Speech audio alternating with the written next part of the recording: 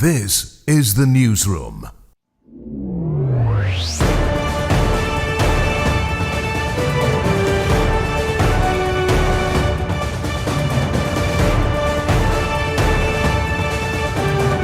Hello and welcome. This is the newsroom for Tuesday, March 25th, 2025. We're broadcasting to you on E1, SKAR TV, NTN, and Tarzee TV in Bartica. In the headlines, Guyana launches a 5-year national healthcare initiative with Mount Sinai and the Hess Corporation. We are aiming for a healthcare system that is equal across all regions. Patients using the public healthcare system will soon be able to use their phones to book doctor appointments, review their medical records, and manage prescriptions.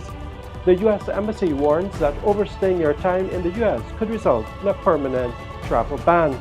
Georgetown students pioneer projects in sustainable farming and natural alternatives. And in sport, Kemol Savory aims for consistency as 4-day season enters final rounds, and Beacon Cafe commits to supporting young athletes for a year.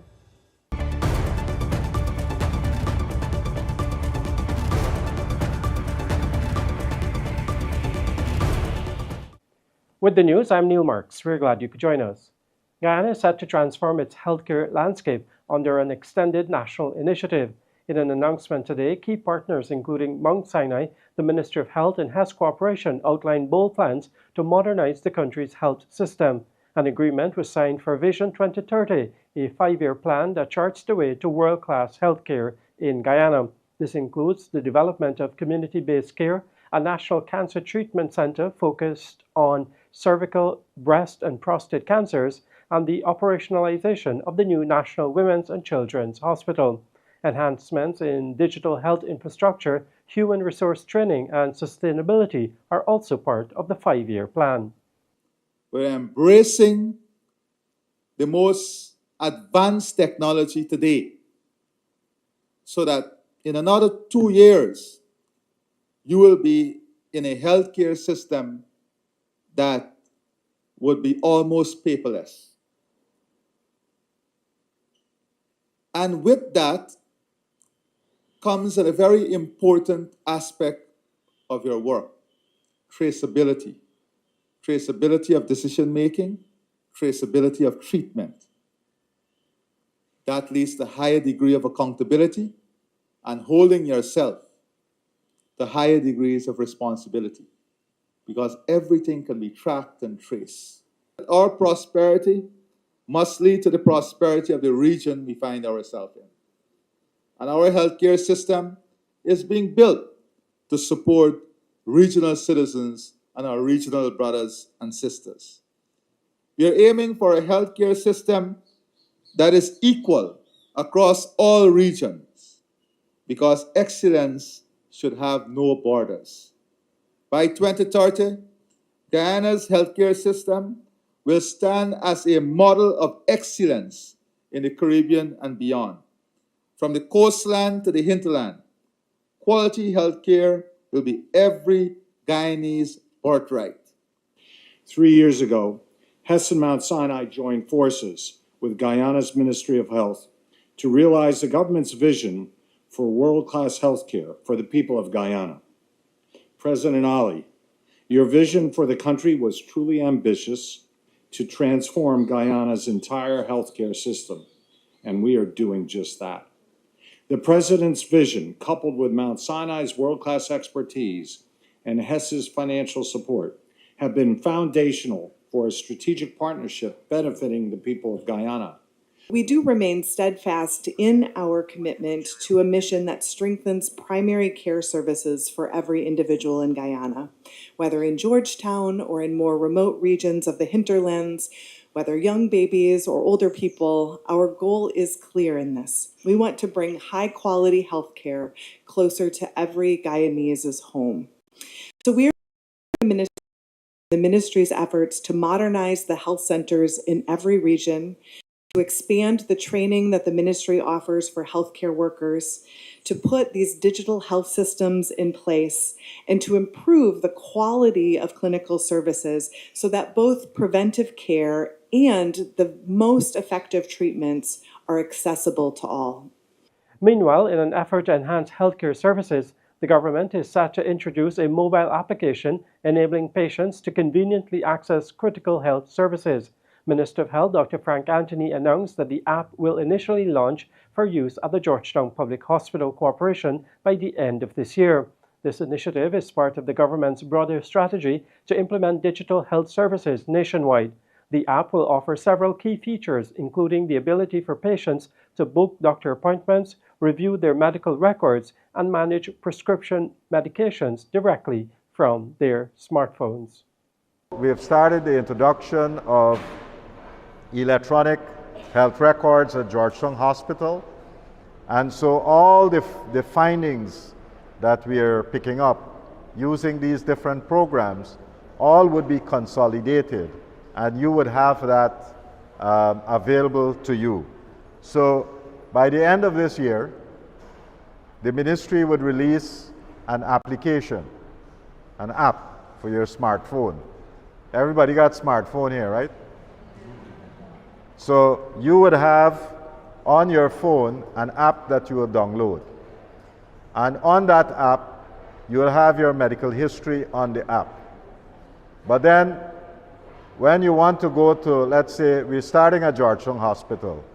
So when you want to go to see a doctor at Georgetown Hospital, you don't have to turn up and wait a long time.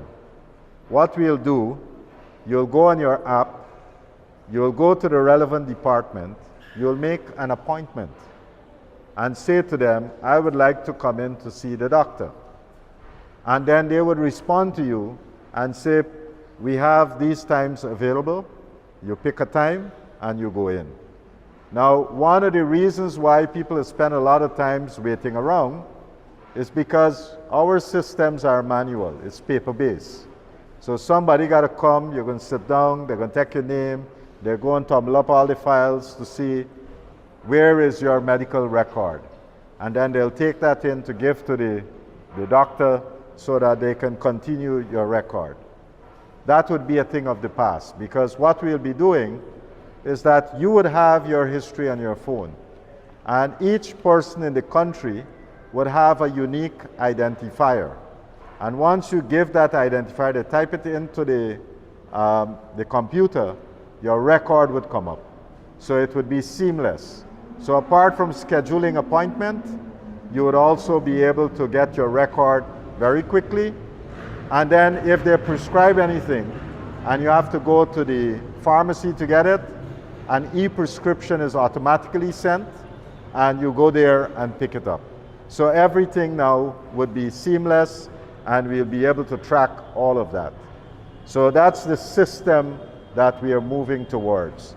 And by the end of the year, we'll have that app being released, and so you can start getting familiar with it, becoming part of it, but that's the direction in which we are going.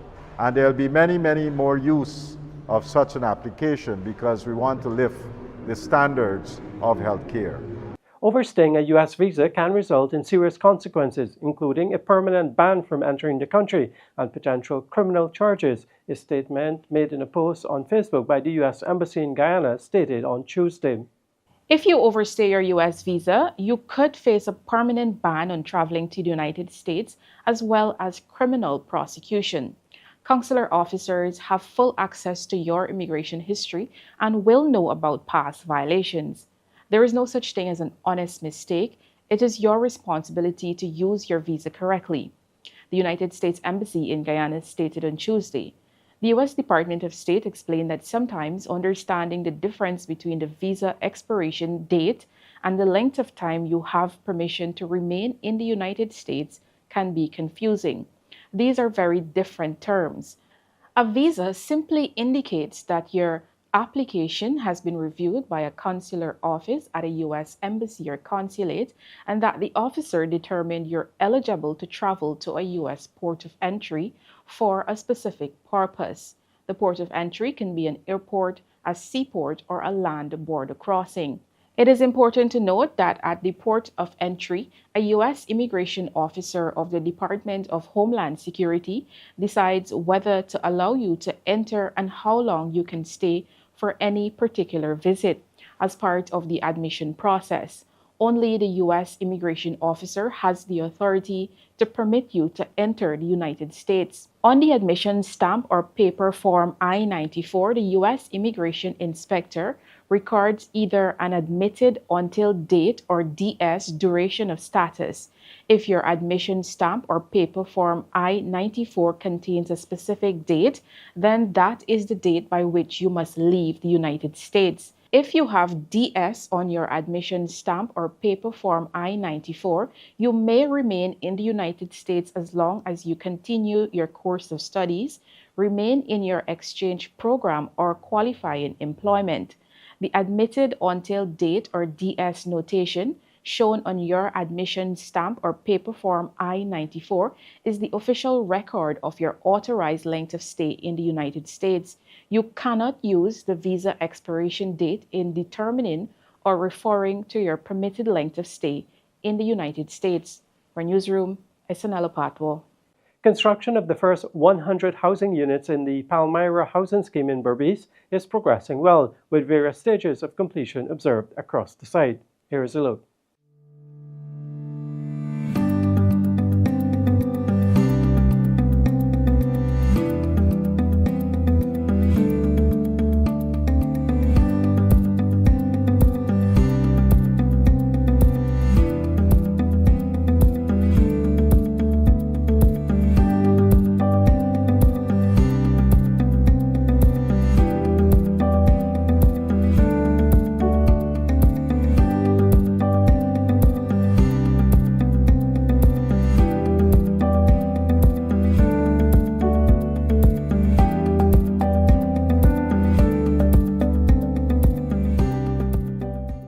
When the newsroom returns, we hear about the unique science and tech projects from Georgetown students.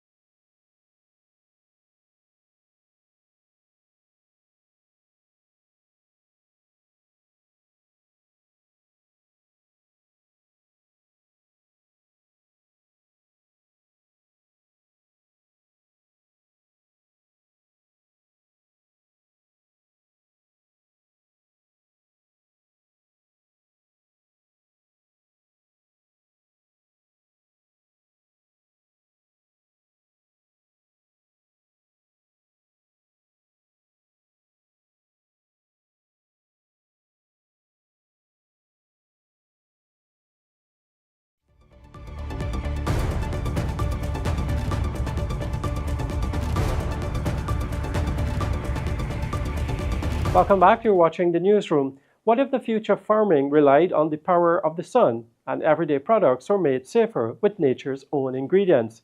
At the Georgetown STEAM Fair, students from St. Stanislaus College and St. Joseph's High School are turning these ideas into reality. St. Stanislaus College is harnessing solar energy to power an aquaponics system where fish waste fertilizes plants, creating a closed-loop, eco-friendly farming method. Meanwhile, St. Joseph's High School is transforming sorrel into a natural red dye, providing a healthier, sustainable alternative to banned artificial coloring. Their projects showcase how science and innovation can work hand in hand with nature. Here we're presenting our aquaponics it's solar powered. Now, here we have our fishes. The fishes, they'll excrete and their feces will be used as nutrients for our plants. A siphon is created here, which will bring the water over, and there's a submersible pump, which brings the water from the fishes, the nutrients, over to the plants here. Here's our electrical setup that my colleague Georgetown will talk about. Okay, so over in the grass there's our solar panel that provides all the power to the system.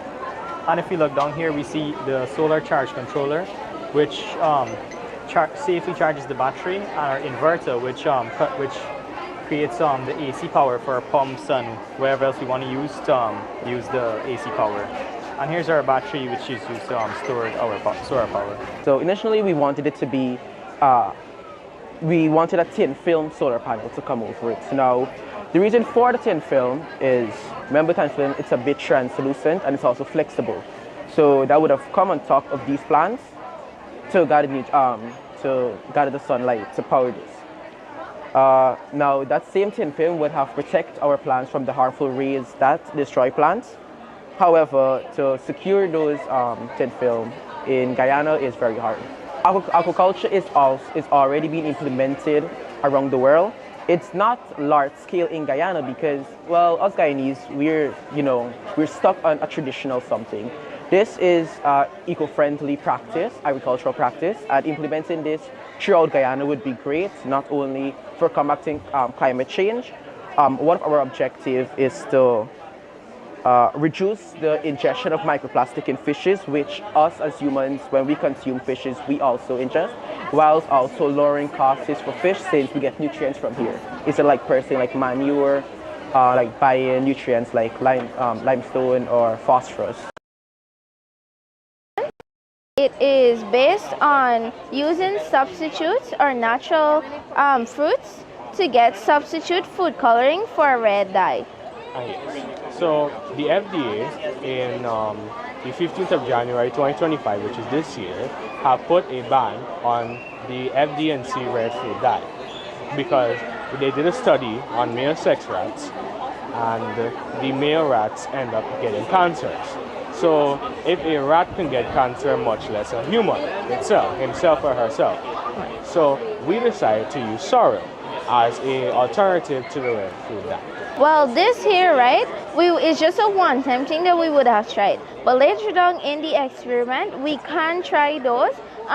People of themselves also, they can try to come up with different fruits that they know would give off natural coloring. They can try and experiment with those. You can do this by boiling the fruit, blending the fruit, and extracting the extract from it. Challenges we would have faced to realize that in the cooking process, the color tends to change, right? And some of the foods like this sugar cake here were not retaining the color. Over there, here you have it. We would have added the coloring to the sugar cake husk, right?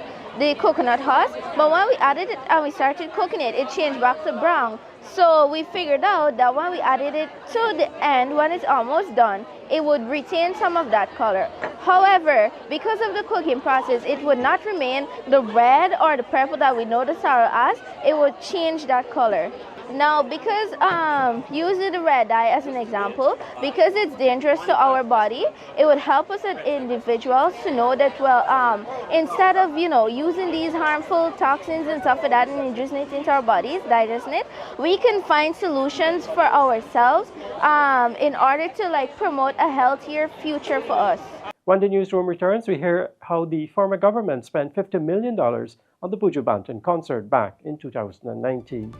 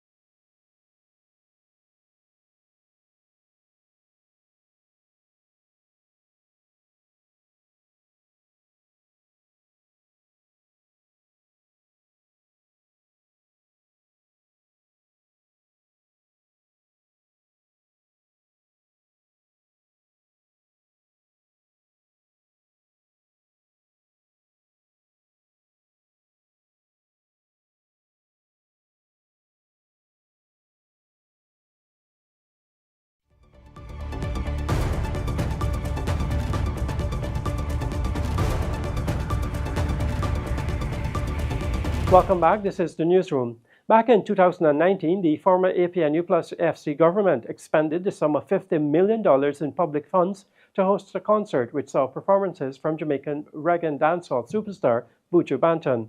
The funds formed part of the $728 million that was expended from the Ghana Lottery Fund for that year. A sum of $745 million was allocated to the Ghana Lottery Commission in the 2019 budget.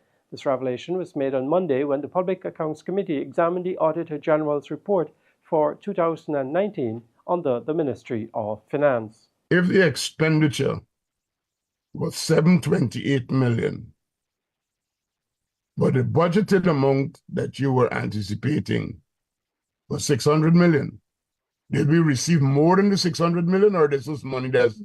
We received $745 million. So you received more than you budgeted? That's correct. But based on our expenditure was very high that year. And could you indicate what were the major items of the expenditure? Okay. One, payment to Buju Banton for the Walk to Freedom. That was $50 million. Hosting 50. $50 million for the Walk to Freedom? That's correct. That was paid out to the lawyers. So what was this Walk to Freedom? Was it a national program?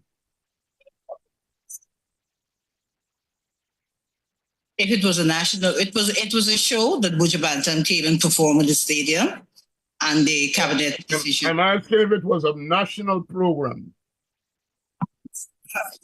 It was a cabinet decision. I don't think the accounting officer can determine if it is a national program or not. All the payments out of Lotto Fund is issued via a cabinet decision. Yes, but I'm asking a simple question.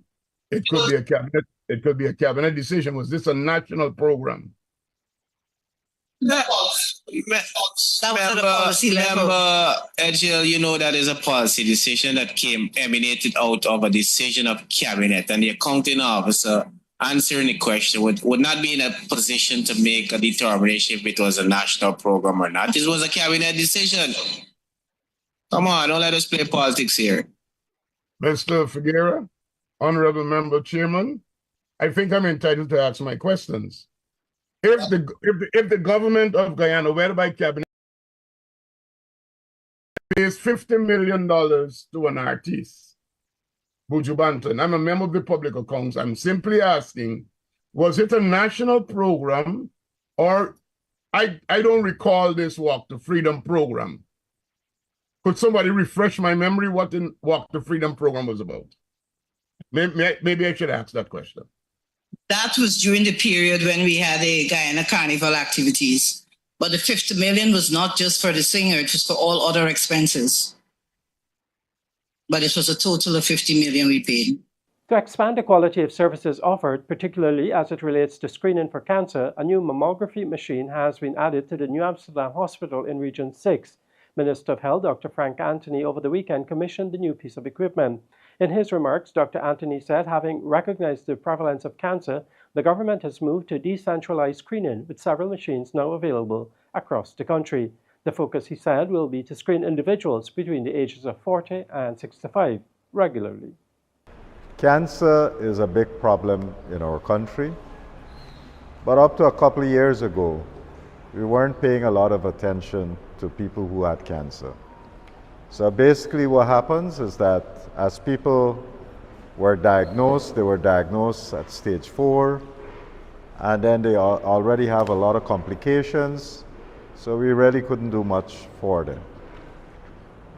What we want to do is to take a step back and to be able to screen people early.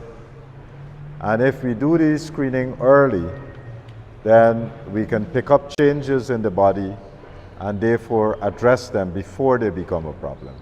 If we are going to screen people to know whether or not they have breast cancer, one of the more reliable types of tests that we have to do is the mammography.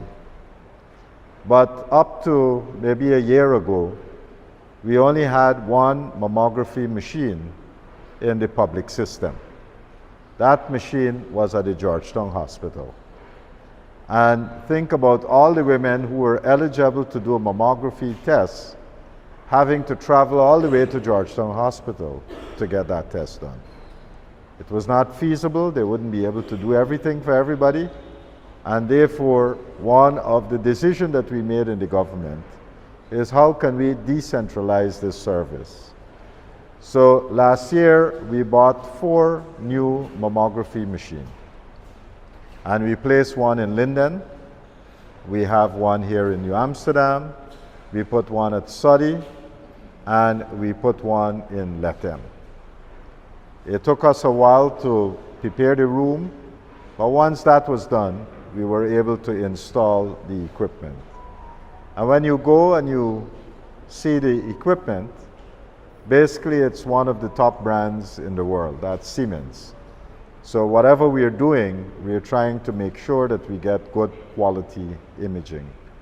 And so we now have mammography being available at this hospital. And we expect for the entire catchment of Region 5 and Region 6 that we'll be able to do these screenings for women. This year, we'll try to buy another couple of machines, and then we'll put them at other hospitals. But we want to make sure that in the different hospitals across our country, that these services are going to be available. So the government is investing a lot of resources to prevent cancer. So the outcome is that people shouldn't be, throwing back and you get cancer and then you give up and you die. If we proactively go and get the screenings, we can detect these things early, and by early detection, we can fix the problem before it actually becomes a problem. Now to a story about a remarkable 8-year-old boy. Jadiel Tucker has just published his first book. It's a collection of short stories and was inspired by a school project aimed at enhancing creative writing skills. The young Tucker is a student at the new Guyana school. Jadiel Tucker is not your average 8-year-old. While he likes drumming and playing football, he is also a young author who recently published his first book on Amazon earlier this year. One of my favorite stories in the book is The Best Afternoon. Tell us about that. What is it about? The best afternoon is when I came home from school, I had to go to a camp, which is Camp Shiloh, and I traveled up there. We went on the Hewlett Highway, then had to turn back for my sister's bag. And then we had to collect someone, then go all the way up to Mary, past the airport, and then go to the campsite. Jadiel's passion for storytelling is being nurtured and supported by family, especially his mother, Mrs. Latoya Arthur Tucker, who is also an author. At his book launch at the University of Guyana, Mrs. Tucker recalled that even before his birth, they recognized Jadiel's strength. Jadiel, from before being born, we knew Jadiel was going to be strong. What I mean by that, while Janae gave little kicks that you felt and you knew it was baby-like, Jadiel kicks took me to the hospital. Jadiel kicks were harder than hard. They caused discomfort. And the doctor said to me, he said, this boy that you are bringing here is going to be a footballer and he's going to be very strong. I didn't see anything like that because I'm not a very sport person. And Jadiel is now a part of his school's football club. During the book launch, Jadiel signed copies of his book that were on sale, but surprisingly, the young lad does not want to become a writer. When I grow up, I want to be a pilot. UG's Vice Chancellor Professor Paloma Mohammed Martin also attended the event and praised the commitment of Jadiel's parents in recognizing and nurturing his talent. I really want to thank the parents of this young man, first and foremost, for recognizing us, because many times children have talents and gifts, and those gifts are not recognized early or at all. And so the fact that the parents would nurture him and support him and the whole community, because we have teachers here, we have members of the church here, we have his sisters, we have godparents. You really have done a wonderful job in supporting this young man. The Vice Chancellor further highlighted a program at UG focused on finding and supporting brilliant young people for 4 or 5 years before they enter university. JDL's teacher from grades 1 and 2, Melissa Nurse, also expressed her pride. He had this ability to do great things. And so we had this project in grade 1 every year. In grade 2, rather, there's a project where the students have to produce a book with the help of their parents. The stories were stories that they had to complete in class. I guided them to the stories, corrected them, and then the parents typed them without any change of the words and so on. And I noticed that Jediel's stories were excellent. And so I encouraged him to continue writing, and with the help of his mom. I'm so proud this afternoon to be here at his book launch. JDL's book will be at the National Library on Amazon and also sold at the Adventist bookstore. Remember your goals and never fail yourself. For Newsroom, Isanella Patwo. Recover Guyana, in partnership with the Greater Guyana Initiative and the Ministry of Education, on Monday launched the Water Purification and Sustainability Initiative at the West Demerara Secondary School, which will provide access to clean and refreshing drinking water through the installation of an advanced water filtration system. This innovative initiative will reduce the reliance on single-use plastic bottles and promote environmental sustainability. It will also create a model for sustainability, improved health, and environmental responsibility that can be adopted in schools across the country. Vasana Prasad was the National Youth Environmental Speaker for the year 2023 from Queen's College. For the winning school, a startup grant was provided. The proposed project was a bold, practical, and rooted in sustainability idea. A water purification and cooling system to be installed at Queen's College, aiming to reduce plastic bottle use and provide clean drinking water for all students. Not just some of the students, but all students. And guess what? It wasn't just an idea. Today, with the support of Recover Guyana, that system is up and running at Queen's College. In 2024 alone, it saved over 30,000 plastic bottles from going to landfills. In 2025, the ripple effect of that project reached a new shore. West Demerara Secondary School has been selected to receive its own water purification and cooling system thanks to the continued work of Recover Guyana and support from the Greater Guyana Initiative.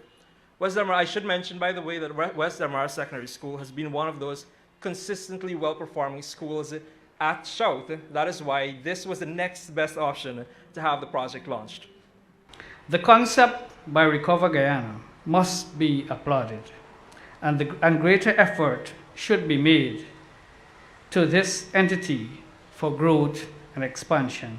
And yes, we would like to see Recover Guyana grow, and maybe in the few years to come, it will not be West Dem, but it may be St. Ignatius, those schools in Mabaruma, and all across Guyana. So let us give it up to Recover Guyana. We are aware of our environmental issues with specific reference to plastic. We must act now. When the newsroom returns, the financial weather and bridge reports along with sport with Avinash Ramzan. I'm Neil Marks. Take care.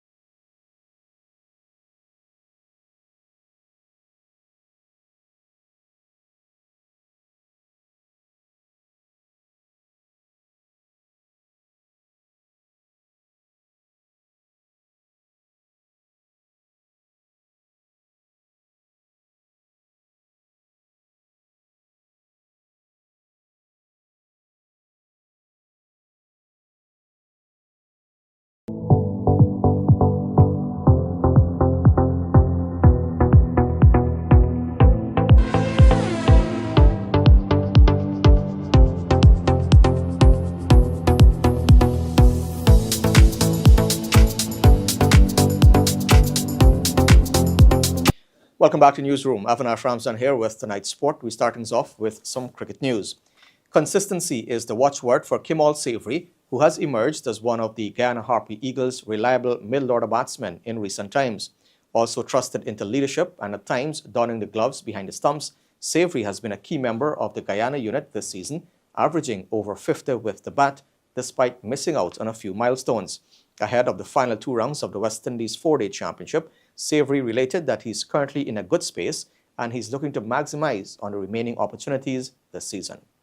After 5 rounds of the West Indies 4-day championship, the left-hander, who many refer to as the Prince of Essequibo, has racked up an average of 54.6, an indication of his consistency this season. The 28-year-old has amassed 273 runs from 7 innings, with a highest of 99 in the opening round against Barbados Pride at Providence. Twice he has been dismissed in the late 40s, 48 against Jamaica Scorpions at Sabina Park and 49 against the Windward Islands Volcanoes at Providence. Despite missing out on the 100 in the first round and coming close to a few 50s thereafter, Savory prefers to dwell on the positive, and that is making a contribution every time. For me, it's been going good, I'm in a good space. You said earlier I missed out on 100 there. Yeah, but at the same time, you take the positive away from that. I've been getting some good starts, and I think it's just a matter of time, getting into the 50 column and hopefully go on to the 100. Savory's consistency has been across formats for Guyana. Last season in the Regional Super 50, he ended with consecutive unbeaten 50s against Trinidad and Tobago Red Force and the West Indies Academy. His approach to batting has been quite simple, perfecting the fundamentals of the game by applying the lessons learned over the years representing Guyana. It's just sticking to the basic, end of the day is cricket. 4-day cricket is about patience, and I think, from the grassroots level, the days where it all started, you always want to bat. And once you get a passion for batting, there's where patience comes in. For Savory, having a triple role as one of the main top-order batsmen, vice-captain to Tevin Imlach, and wicket-keeper in the absence of Imlach is not seen as pressure, but rather a challenge that he relishes. It's a professional setup.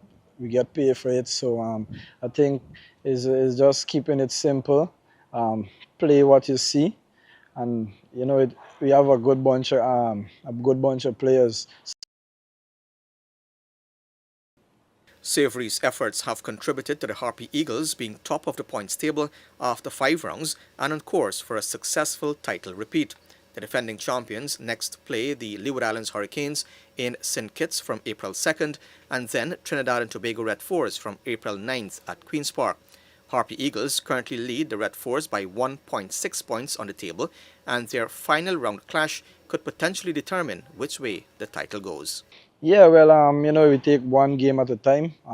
We are to St. Kitts, we play Leewards there. I know it's a very important game coming up there. I think that's the game we will determine where we go in the final round against Trinidad. So I would say that the game against Leewards is very important for us. And as coaches mentioned, we play session by session, and let's see where it goes. Reporting for Newsroom, I'm Avinash Ramzan. Now, Shurfin Rutherford came on as an impact sub for Gujarat Titans and made an impact, but could not lead his team to victory over Punjab Kings in a tall run chase in Ahmedabad on Tuesday. Chasing 244, Titans were 145 for 2 in 12.3 overs when Rutherford came in with 99 needed for victory. The Guyanese left-hander smashed 46 of 28 balls with 4 fours and 3 sixes, but Titans fell 11 runs short. Opener Sai Sudarshan made 74 of 41 and Just Butler 54 of 33. Punjab Kings had earlier posted 243 for 5, with skipper Shreyas Iyer making an unbeaten 97 of 42, his highest IPL score. Opener Priyansh Arya made 47 of 23 and Shashank Singh scored an unbeaten 44 of 16. IPL action continues on Wednesday with the Rajasthan Royals against Kolkata Knight Riders from 10 hours. Now, Beacon Cafe has announced a year-long initiative to support a selection of Guyanese's most promising athletes across 5 sporting disciplines: cricket, cycling, swimming, table tennis, and football. The Kwamina and Carmichael Street business will provide selected athletes with a monthly stipend and other support forms while donating equipment to the Beacon Football Club. The first beneficiaries of the program have been named as cricketer Shamar Apple, squash and football player Zion Hickerson, table tennis player Colin Wong, cyclist Brighton John, and swimmer Rickwan Noel. While the exact amounts of the monthly stipends were not disclosed during Monday's launch, it was revealed that cricketer Shamar Apple would receive a complete cricket kit. Today is not just celebrating talent, it is about empowerment, opportunities, and the pursuit to excellence. Sports have the power to inspire, transform lives, and bring communities together. And we are here to ensure that every aspiring athlete gets the guidance, resources, and mentorship they need to strive.